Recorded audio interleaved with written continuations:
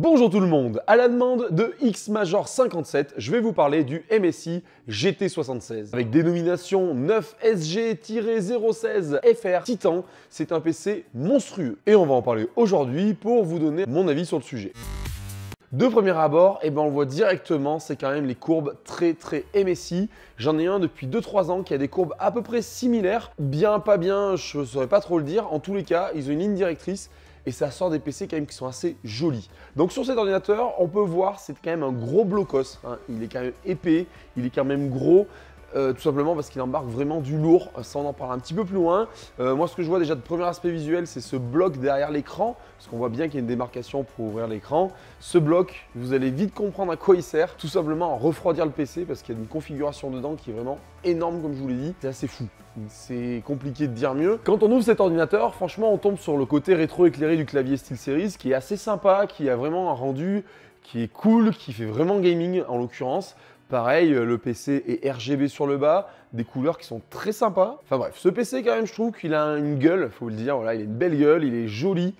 Par contre, il est mastoc quoi. On voit que c'est un PC limite de bureau quoi. On est un peu avec le Minitel de l'époque qu'on baladerait quoi. Bon, c'est bien beau l'aspect visuel, mais maintenant, qu'est-ce qu'il a dans le ventre ce PC? Eh bien à l'autopsie, ce PC, il nous sort un i9 en 9900K avec 32 Go de RAM, une Nvidia RTX 2080. Donc voilà, un gros cœur bien dur, quelque chose de bien solide pour faire tourner les jeux en ultra.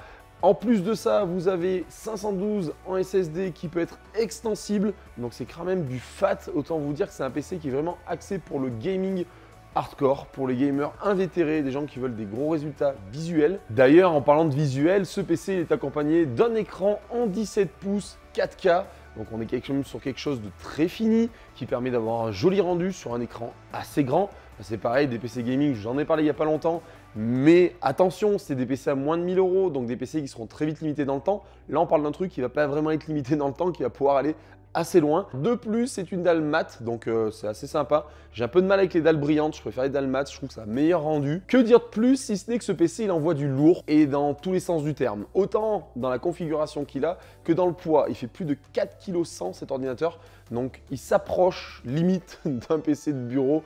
Peut-être pas à ce point-là, mais voilà, si vous travaillez sur ordinateur, attention, il va falloir un bon sac à dos et un bon dos. La musculation, si vous le travaillez tous les jours, elle va être faite toute seule. On passe maintenant à la connectique de cet ordinateur. Il est assez fourni. On a de l'USB 3.1, on a du port Thunderbolt, on a du port DisplayPort et on a un lecteur de carte micro SD. Alors là, je pense que c'était par un souci de place sur le côté. Ils se sont dit, allez hop, on va mettre du micro SD deuxième génération.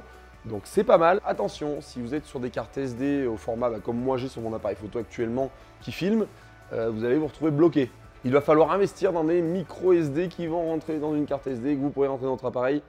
Voilà, moi toujours pareil, ce côté micro SD, je suis un peu casse-couille, je le sais, mais j'aime bien avoir ma carte SD que je rentre directement dedans. Ça c'est quand même le top, c'est ce que j'ai sur mon PC actuel et pour rien au monde je ne l'abandonnerai. Donc micro SD c'est bien.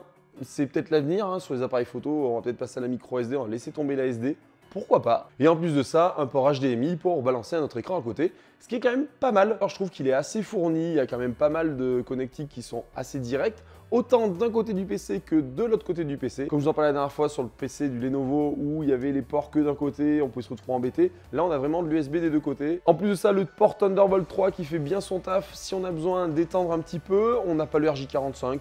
Pas forcément gênant, on a du Wi-Fi killer sur l'ordinateur. De plus en plus, je pense qu'on va abandonner notre câble RJ45. Personnellement, j'en étais assez fan du RJ45 parce que je trouvais que les débits étaient meilleurs, qu'on ait une meilleure stabilité. Mais de plus en plus, quand même, avec un Wi-Fi killer, on arrive à une stabilité qui s'en rapproche plus qu'un peu, qui est la même. Maintenant, on va revenir un petit peu à ce blocos qu'on a derrière. Donc ce blocos, il renferme quoi? Il renferme de quoi refroidir cet ordinateur qui chauffe énormément, ce qui est normal hein, quand on voit la puissance qu'il a dedans. Il faut le refroidir, donc on a quand même pas mal de poids niveau cuivre à l'intérieur pour dissiper toute cette chaleur. Voilà le pourquoi du comment, on a un gros bloc derrière. C'est bien, pas bien, d'un autre côté je trouve que ça fait très gaming. Par contre, un truc que j'ai pas forcément vu sur ce que j'ai pu chercher, vu que j'ai pas le PC dans les mains, c'est le côté, on va dire, bruit, au moment où il est en pleine puissance. Parce que moi personnellement, voilà, je vous en parle encore du MSI que j'ai. Le MSI que j'ai actuellement, alors quand je suis en bureautique, qui chauffe pas tout ça, tout va bien. Par contre, dès que ça se met à chauffer un peu, ça devient même très embêtant à entendre. C'est un son qui agace un peu avec le temps. Et encore, il y a un mode turbo activé qui me permet de souffler encore plus, mais là, c'est impossible à tenir. On n'entend limite pas la télé qui est à 10 mètres de nous, quoi. C'est pour ça. Donc ça, sur cet ordinateur, je mettrai un bémol peut-être là-dessus en me disant à tester, à voir ce que ça donne niveau sonore avant de se lancer dans l'aventure. C'est un PC qui n'est pas donné, avec un i9 de 9e génération, enfin le i9 le plus haut en 9e génération, c'est sûr qui va pas être donné. C'est un PC quand même qui tape à plus de 5000 €. Donc au mieux, je crois que je l'ai vu à 5124 €. Personnellement, ça serait que de moi cet ordinateur.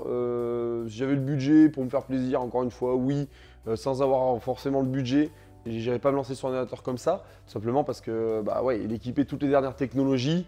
Mais voilà, en 5000 €, je préfère acheter deux ordinateurs, ne serait-ce qu'à 1500 ou 1700 € qui vont me permettre de changer plus rapidement dans le temps. Et voilà, ça c'est mon avis sur cet ordinateur. Après, comme d'habitude, j'espère qu'Xmajor ça va l'aider. Si vous avez des questions, vous les lâchez en commentaire. Mais juste avant de partir, ne bougez pas. Je voulais voir avec vous une ou deux petites choses. Beaucoup de monde me demande dans les commentaires, ta déco, elle est un petit peu sommaire, il n'y a pas grand chose, etc.